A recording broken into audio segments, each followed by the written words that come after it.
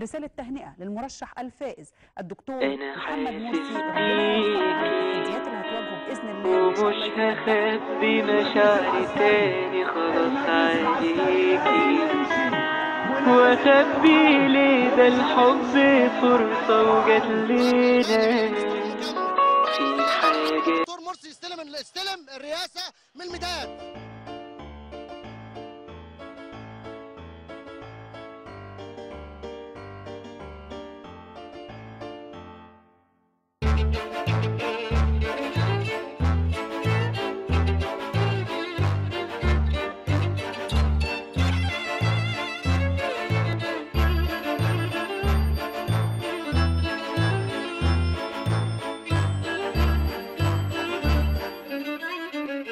أنا قافش موت، أنا مش في المود، مين ده اللي عايزني؟ أنا مش موجود. أنا قافش موت، أنا مش في المود، مين ده اللي عايزني؟ أنا مش موجود. مش طالبة كلام على الوضع العام ولا في سياسة، أرجوكم حاولوا تراعوا مرارتي الحساسة. مش طالبة كلام على الوضع العام ولا في سياسة، أرجوكم حاولوا تراعوا مرارتي الحساسة.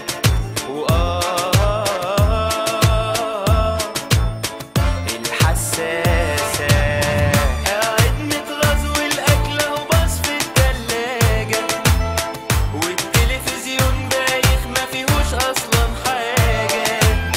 قاعد متغاظ والأكل أهو باص في التلاجة، والتلفزيون بايخ ما فيهوش أصلا حاجة ولا حاجة. مفيش غير شاي وماليش في الشاي، طب وش ازاي هيكون مفروض؟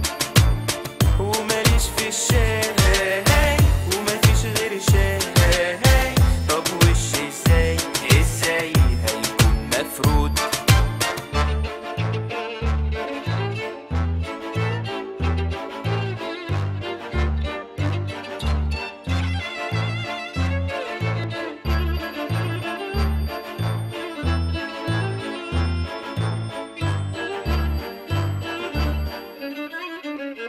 البيت ده خنيق والنت بطيء، دوشة وإزعاج ما بقتش بطيء.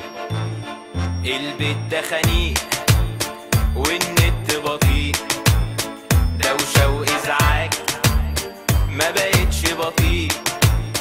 حتى الجورنال أخباره كمان بتعييني، لا كده تهريج أنا بالتدريج مش هلاقيني. حتى الجورنال أخباره كمان بتعييني، لا كده تهريج أنا بالتدريج مش هلاقيني. كده بالتدريج مش هلاقيني. قاعد متغاظ والأكل أهو باص في التلاجة، والتلفزيون بايخ ما فيهوش أصلا حاجة. قاعد متغاظ والأكل أهو باص في التلاجة، والتلفزيون بايخ ما فيهوش أصلا حاجة. مفيش غير شاي وماليش في الشاي، طب وش ازاي هيكون مفروض؟ وماليش في الشاي ومفيش غير شاي، طب وش ازاي هيكون مفروض؟